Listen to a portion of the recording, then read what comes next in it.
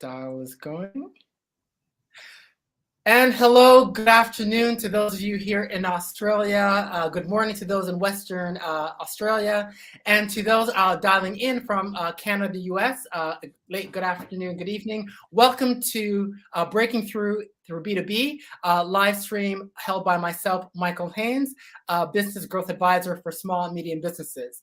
Really looking forward to today's broadcast and today's discussion, where we're going to be having a chat with a previous guest on the live stream, Felix Krueger, who is the CEO of Fast Forward Revenue Performance. Felix, thanks so much for you coming back to be on the live stream and have a chat with me today.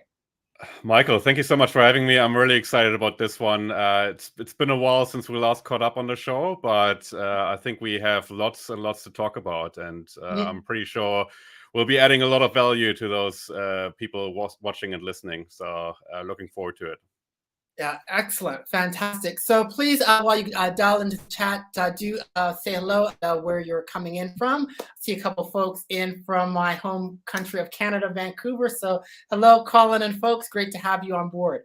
So Felix, to kick things off, for those that may not have seen last year's live stream when you and I were having a chat, can you tell us a bit about yourself and what you do as the B2B sales enablement expert that you are? Yeah, thank you. So, as you might suspect by listening to my accent, I'm originally from Germany. So I am dialing in from Sydney, Australia today, though. I've been living here for quite a while now. I've been operating in the sales and marketing space for the last 15 years or so, and in various roles. I've been personally carrying a bag as well with a revenue target and worked in the corporate space for a big enterprise business here in Australia in the media space. So those of you dialing in from Australia, they might be familiar with the name Fairfax Media. So there I was in a sales enablement leadership role looking after 200 odd sellers. And then I moved into the world of startups and started my first business, which was Wit 50 Media. There was a digital transformation news website aimed at senior executives, and we particularly worked with technology vendors in that space and with their sales and marketing teams on teaching them on how to better address those audiences through content and their sales conversations. And after this business was acquired, I started my business that I'm running now, which is a sales enablement consulting business that operates out of Sydney, Australia, but our client base is mainly outside of Australia. So we have clients in North America, in Southeast Asia, and in Europe. And trying to advocate for the wonderful world of sales enablement, which is what we'll talk about today. Thanks for that. And yes, sales enablement is such an important, critical topic for all companies operating in the B2B space, as it's exactly that. And so really to kick things off, for the benefits of our viewers, many being small, medium business owners who may not be familiar with the term sales enablement, can you give us, your definition of how you view what sales enablement is, and why is it important for us small and medium business owners and leaders operating in the B2B? Yeah, absolutely. So typically, the sales enablement term is quite confusing to a lot of people because it is something that can be applied to a lot of things that are happening within a business to support sales, right? And the act of sales enablement can take all kinds of shapes and forms. But typically, when we talk about sales enablement, we talk about a approach which considers that even if all other elements across a business are optimized to perfection, there is nothing that can save a business if the sales team doesn't perform, right? So the sales team essentially translates everything that is being done to within the business to the market and builds that connection and commercializes what is being built, right? So with that in mind, it's really worth to set sellers up for success as much as possible, right? And there are a bunch of performance levers that can be activated to do that. But generally speaking, Sales enablement should not be understood as a once-off project or a certain person or a piece of technology within a business, but it is an ecosystem of all the different capabilities within a business contributing to sales success, right? And the sales enablement discipline aims at aligning all those factors contributing to sales success for the benefit of the sales team. Fantastic. Great. Thanks for that introduction. And so, Felix, you and I both are very, the whole sales enablement methodology is very much focusing around, that B2B customer, B2B buyer, and how, you and I have had some discussions before in terms of how buyers are getting more demanding, their behaviors in terms of doing more independent research and doing all these different things. Sales enablement is really about trying to enable those buyers, enabling those buyers so that their buying process can be easier. I came across about a month or so ago, I don't know if you heard about that McKinsey report. It was called the Digital Reinvention of Enterprise Tech Go-to-Market. Essentially, it was a white paper talking about, what are the expectations of your enterprise, your larger end of B2B customers. And first and foremost, they talked about at the end of the day, there's kind of two big shifts, which are big with enterprise customers. One, that above all else, they want expertise and expertise at a very high level. And the second thing being simplicity and self-service. Felix, would love to get your point of view with regards to, what is your view with regard to those needs that have been identified by McKinsey, which may seem fairly somewhat obvious. I'd love to get your opinion in terms of your point of view and what that means in terms of, particularly for SMEs that are often looking to get into that big end of town in terms of B2B customers. What are the implications of trying to respond to that, that depth of expertise as well as simplicity and self-service?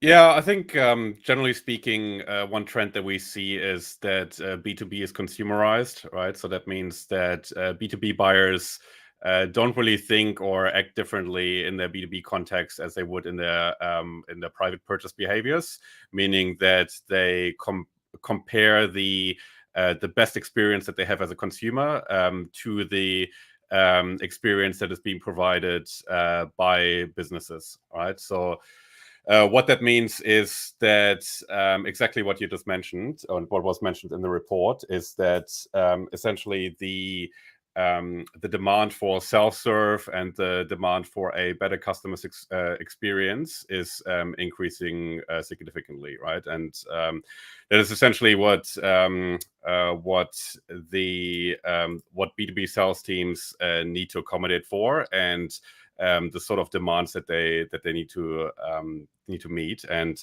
that's exactly what sales enablement can accomplish, is essentially identifying those sort of trends and then responding to those trends by aligning all the resources necessary to make those transformations in the B2B space. And on another note, I just noticed that my camera seems to be frozen, so I'm not quite sure what's going on there. Okay, well, we can still hear you, so that's really, as much as being able to see you move live, gaining your great insights and making sure those are still coming through, it's still happening, so that's okay. We can still hear you loud and clear. Awesome. Great, and so with that, let's kind of move on to some of the fundamentals of sales enablement. Now, I know you've been working on your course, the building blocks of sales enablement that you've been working on with Mike Conkle. Would love to kind of unpack. Now, I've gone through, having read Mike's book. You've got those 12 building blocks, all of which are essential for sales enablement, which I think our listeners, small, medium service providers really need to be arming themselves with. But I'd like to kind of unpack, there's kind of a few initial four in particular I'd like to have you kind of go through and kind of talk about in terms of what are some of the key things which I think are fundamental in kind of starting off with the sales enablement journey. One of the first building blocks that you talk about in terms of the building blocks of sales enablement is buyer acumen. So for the benefit of our users, you talk about what is needed in terms of that buyer acumen. What does that mean and what does that entail? Yeah, sure. So buyer acumen is absolutely crucial for any business that understands itself to be customer centric, right? I think any business that doesn't make the buyer acumen side of things front and center of the way they operate really risks being caught up in their own processes and having that internal view only without really responding to market demand. And you mentioned those insights from McKinsey earlier. Those are the sort of insights that we see on a regular basis changing, right? And being buyer-centric as a business and always seeing the buyer centricity as a foundation for anything that is being done, not only from a sales perspective, but also from a marketing and customer success point of view, is really crucial in delivering the best possible service, right? Now, in terms of the what you need to do to actually make sure that buyer acumen is guaranteed for your business. So first of all, I think if you as a business leader, as an SME business leader, see any sort of issue with your sales team, it is always with sales performance, it's always worth looking at buyer acumen first if that hasn't been a priority yet, because that is the safest way, or that is the foundation that everything else is built on, right? So from a buyer acumen point of view, the building blocks of sales enablement, which is Mike Kunkel's book, which we're using as a basis to creating this course and also to providing consulting services through my business, looks at the challenges and opportunities. So identifying what sort of challenges and opportunities the buyers face, or what sort of opportunities they might be able to capitalize on as part of their role. Then that's the C and O of the COIN-OP acronym. The I is the impact. What is the impact of the status quo and the potential risk even if nothing changes? Yeah, and what are the implications of not addressing the challenges and opportunities? Then we have the N, which stands for needs. So based on this assessment of what those challenges and opportunities are and what the impact based on that is, you need to identify what the needs are and how you can address those. And then at the very end, you then define the outcomes and priorities based on those insights. So what are the desired outcomes they want to achieve? How are they prioritized? And what is the value associated with success? So, we use this COIN-OP acronym to basically structure that sort of information that should be captured as part of your buyer acumen. But there are also other models that are quite common. Anybody familiar with gap selling, for example, would see similar elements. So there's a reason why those sort of elements occur quite often, is because it's a fair reflection of what is really needed to respond to buyer needs within the sales context. Yeah, and so I would use that as a basis for documenting your buyer acumen and passing that on to the sales team. But then, in addition to that, you can also capture things like industry trends, any sort of information about the sort of companies that they work for, how they're structured, and what sort of internal dynamics might typically be taking place politically within the business. Yeah. Then on top of that, once you've captured that information contained in COIN-OP, you would then move on to outline the buyer journey, right? So how do they typically purchase the sort of solutions that you have on offer, right? The products or services that you have on offer, right? And that understanding will then help you to specify how buyers really move through the buying process, right? Because there's still a whole heap of businesses out there that try really hard to fit their buyers into their sales process, right? But that is anything other than buyer centric. In this scenario, you're just introducing bureaucracy for the buyer without really considering their needs throughout the buying process, And I think this can even kill deals even if your product is able to address the buyer's challenges and is able to solve those problems that the buyer is dealing with, if the buyer journey is not effectively supported, you still have the risk of the deal not happening, right? So mapping out the buyer journey and the different stages that the buyer goes through in terms of the sort of collaborators they typically deal with, in terms of the bureaucracy that they have to deal with, for example, from a procurement point of view. Those are all the things that you need to understand before you can then do your internal work and align your sales process to that, and the capabilities from the sales team needed to actually address or support that buyer journey, the content, and all the other components. So those are typically the elements that I would consider from a buyer acumen point of view. And very important to mention here as well is that this information should never be developed based on only internal discussions, right? There's a lot of businesses that gather in a meeting and then everybody brainstorms what our buyers think and what they might need, right?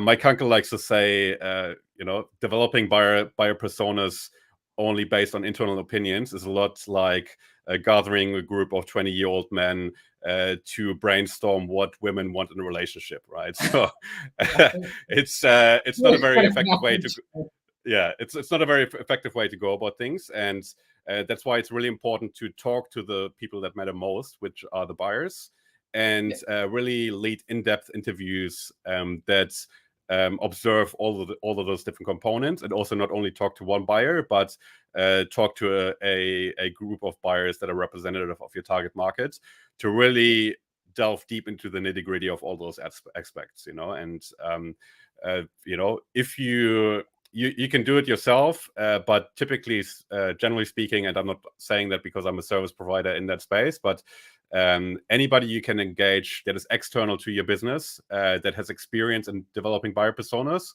will be able to guide that process. And the reason why an external person makes sense is because buyers are more willing to openly share information about their buying process if they feel like it is not immediately being used for them to be sold to, right? And I think in that sense, they're much more open. Of course, there can be some sort of incentives, like gift vouchers, for example, to actually, incentivize them spending a decent amount of time to actually have those conversations. But somebody with experience in developing buyer personas, somebody who can connect the dots between different interviews and identify certain patterns, is definitely recommended. And once that is captured, it's a question of packaging that up and then translating that and making that operational for your sales team, and really making sure that you can capitalize on that buyer acumen. Absolutely, and that very much aligns, with what I call listening. Listening to the market, listening to your customers, and utilizing various approaches, whether it's external third parties or otherwise, to be getting that buyer-driven view, getting that industry market perspective, and feeding it back into the organization to help execute your products, your services, marketing, sales, etc. Great. Thanks for that that overview, in-depth overview around buyer acumen. The next one I'd like to talk about a little bit is about buyer engagement content, because engaging buyers, as we know, as we've seen, they do a lot of self-education and research before they want to talk to any salesperson or sales rep. I think the latest stats say at least 2/3 of the whole buyer journey is being done independently and through a lot of independent third-party sources. So can you talk about, in terms of from as part of being a key building block, I think in the book it's listed as number 2, buyer engagement content. Can you unpack in terms of what's needed in terms of buyer engagement content? What kinds of content? What should that content be aiming to do as part of that process to enable and unlocking sales opportunities? Yeah, absolutely. So I guess one of the key stats to consider in that whole conversation around content is that only 17% of buyers' time during the buying process is actually spent in face-to-face meetings with sellers, right? So the rest of the time is spent researching and having internal meetings, right, about the buying process. And considering that sellers as a information source really get limited opportunity to share that information that they have, right? And considering that buyers spend a lot of time researching, you might as well be part of that research and contribute content that can help them to make a better decision for their business faster, right? And typically there's two kinds of content or two kinds of content categories. There would be, first of all, prospecting content, right, which is typically something that would be shared through a sales development rep or a BDR, and that content is designed to spark conversations with the buyers, and this is content that positions the business as being an expert in regards to certain trends, in terms of certain challenges that are out there in market, and really designed to spark that conversation and for the buyer to take note of that business and the person sharing that content. Yeah, and the collaboration with marketing is very important here, obviously, because marketing most likely already publishes that sort of content, but content curation can also play a big role here, and that really goes to show that content doesn't necessarily need to be created internally, but it can also be through third-party external sources. You mentioned the analysts, McKinsey, Gartner, and so on. They all publish industry reports that could be used for those sort of conversations.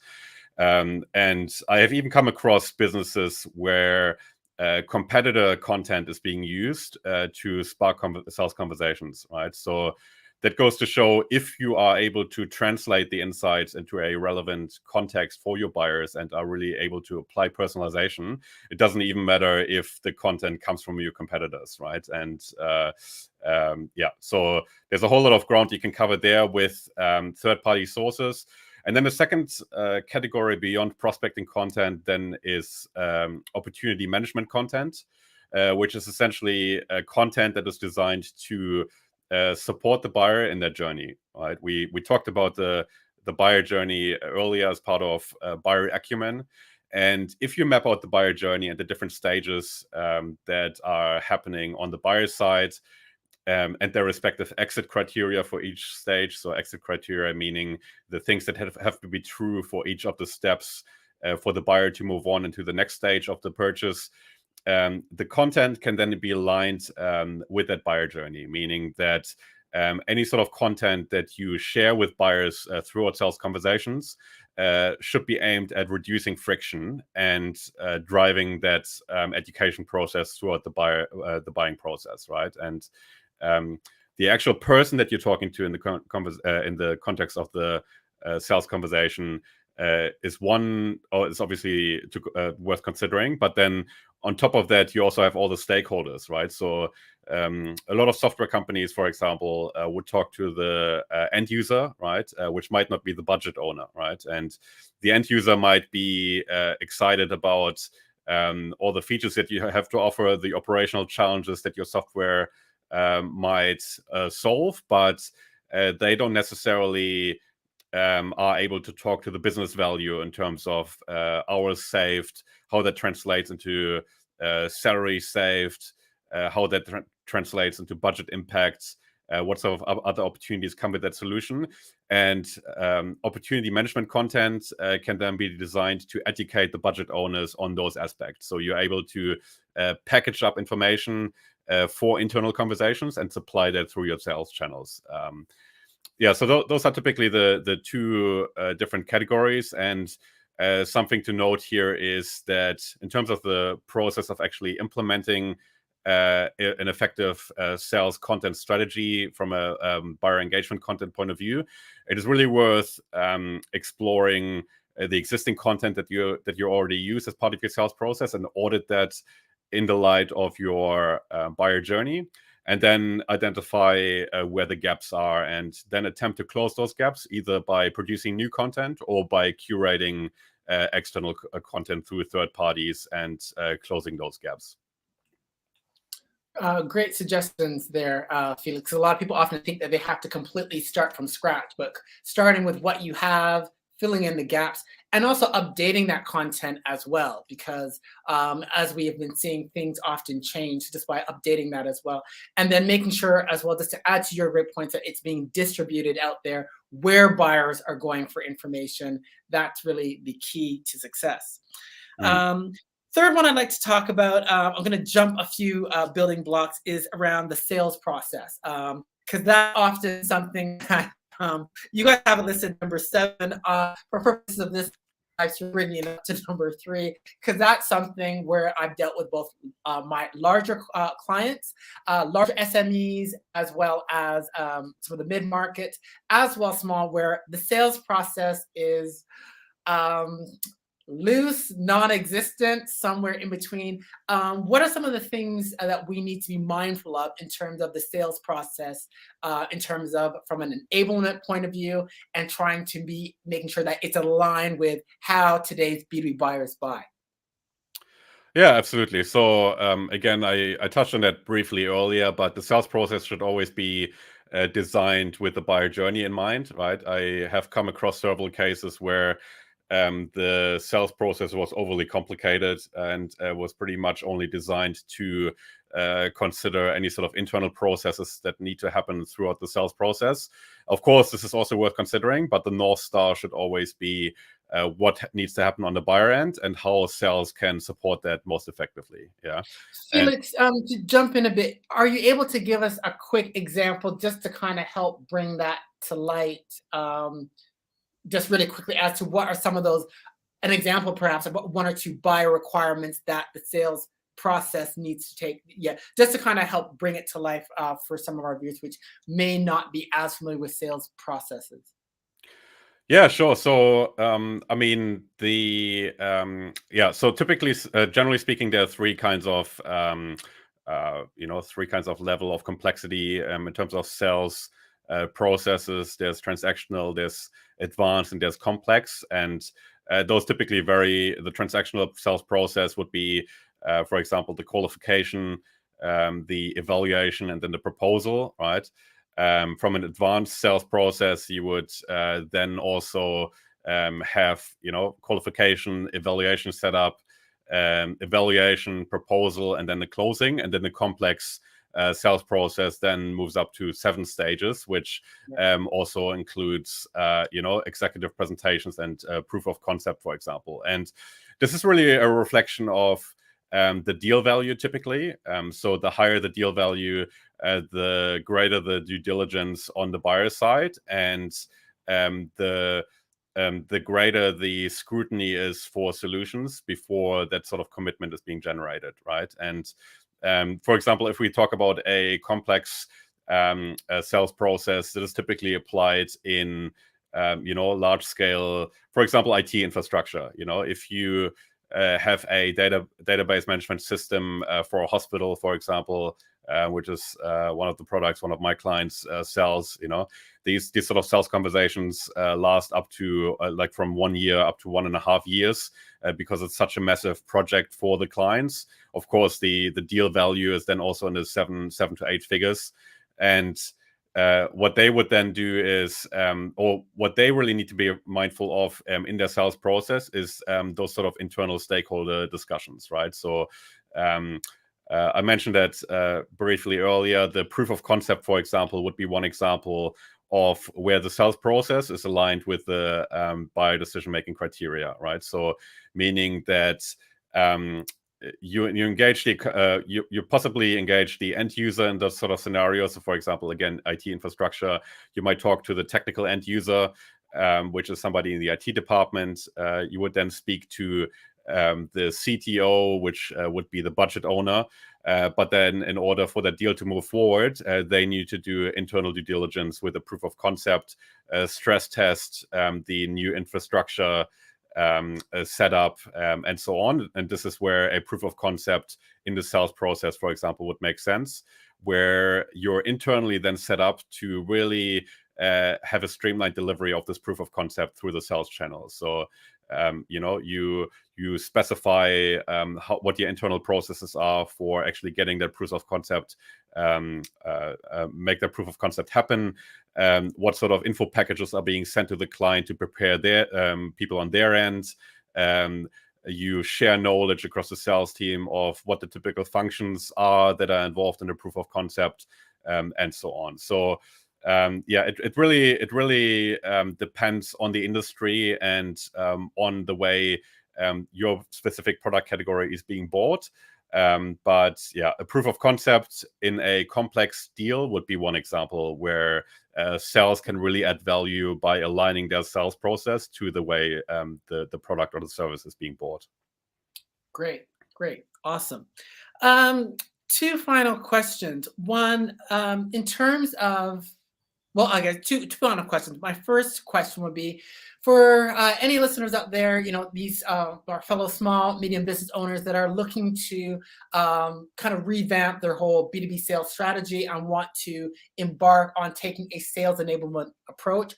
What would be, those first 2 or 3 practical steps that they should be undertaking if they want to, get their, B2B sales house in order and start on that journey towards being a truly B2B buyer-driven, sales-enabled organization? What would be 2 or 3 practical steps that they could get started on that you'd recommend?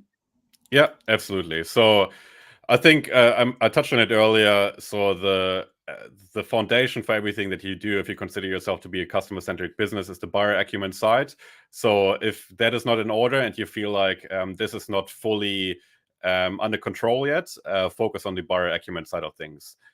Interview your buyers, do your market research, and really try to build that profile and document that profile, most importantly, and pass that on to the sales team, right? Because a lot of sales organizations still treat buyer acumen as tribal knowledge, meaning that everybody kind of figures it out for themselves. Everything lives in the sellers' heads. And if a top performer leaves the business, suddenly that buyer acumen is gone, right? So to navigate that dynamic, definitely do your due diligence on that front and create that documentation that can then be passed on to the entire sales team and anybody that you might hire in the future. I guess the second most pragmatic way to think about sales enablement is to look at all the tasks, administrative tasks that stop sellers from actually being out there selling, right? And I think that is a very, very pragmatic and low-tech approach to sales enablement is by doing an analysis in collaboration with your sales team and actually understanding how they spend their time and eliminate all the things or eliminate all the administrative tasks as much as possible. And that doesn't only include sales reps, but also sales managers. So sales managers notoriously suffer from administrative overhead. They're being pulled in all kinds of meetings and need to fulfill all those kind of tasks, which stop them from coaching their sales reps, from being involved in deals, from planning ahead. And I think those are my 2 top tips for anybody listening, anybody involved in SMEs or in a management position at approaching sales enablement today. But then if you want to take things to the next level and really form a long-term view on your sales enablement strategy, there's typically 3 ways you can go about it. Number 1 is a DIY approach. So in this scenario, I would recommend you continue the education around sales enablement. There's a lot of great resources out there. I'm obviously a bit biased because of my collaboration with Mike, but the reason why I also collaborated with Mike is because his book was the most holistic resource I had come across in my 15 years of operating in that space. So The Building Blocks of Sales Enablement by Mike Kunkel is a book that I would recommend. Very digestible resource as well, because it covers a lot of ground without talking about every topic, dissecting every topic to granular detail. So it helps you to gain a good understanding on a high level of all the levers at your disposal. And then also other educational resources like courses that might be out there. And again, we're releasing a course soon. So if you're interested in that, that's also worth considering. Beyond the DIY approach, external support is also something I can recommend. So there's a lot of consultants, including myself, out there that help businesses accelerate their sales enablement efforts and kickstart that function for their business to develop a strategic plan that then leads into the implementation of initiatives and sets you up for long-term sales enablement success. And then the third step would then be to hire a dedicated sales enablement resource and really embed that sales enablement mindset within your business with a senior leader that can drive your sales enablement effort in the long term. Typically that is something that either fast growth businesses or very complex businesses would consider. In the SME space, if you experience significant growth rates and you expect to hire a decent amount of salespeople over the coming months or over the coming years, I would definitely recommend considering hiring a dedicated sales enablement person as well to develop those structures that set your sales team up for success in the long run. Fantastic. Great. Well, Felix, thank you so much. Some great nuggets of information that you provided there. Folks, I've put in the show notes where you can get Mike's book, The Building Blocks of Sales Enablement. I've read it. It is a fantastic book and will give you covers through all those 12 blocks as to the foundation, what you need to do to be enabling your sales, and very strong alignment with Listen, Innovate, Grow methodology about listening, so that upfront getting that understanding around your buyers, around your industries, around your markets is foundational, and doing that listening to drive to move forward everything you need to do from building that engaging content sales process as well. So to kind of wrap up, Felix, thank you again. For folks that want to reach out and connect with you, how should they best go and do so? Yeah, so you can find me on LinkedIn, Felix Krueger. So it's Felix and then Krueger, Krueger. I'm quite active on LinkedIn. So connect with me, message me, reach out. Always happy to have a chat. Beyond that, I also run a podcast called The State of Sales Enablement, where I talk about, as the name says, sales enablement. I interview experts in that space from around the world on different topics. So each episode is designed around a specific aspect of sales enablement. So if you want to develop your knowledge in that space and you want to learn more about sales enablement, it's definitely a resource that I can also recommend. And if you want to learn more about my consulting services, or if you want to learn more about the course that we're developing around the building blocks of sales enablement, you can also visit us on goffwd.com. So that's goffwd.com, which is the website of my business. Fantastic. Well, thank you so much. Well, everyone, that concludes this edition of Breaking Through in B2B. Hope you found it useful. I'm Michael Haynes. Thank you so much. Please be sure to check out my website, listeninnovategrow.com, for all your insights for B2B pertaining for us small and medium businesses. Be sure to tune into the next episode for Breaking Through in B2B, where I'll be having our next guest, Stu Heineke, on board, the Chief Weed Strategist, who will be talking about his 8-tiered weed strategy model to drive business growth. Thanks very much. That's all for today. Look forward to seeing you next time. Bye for now.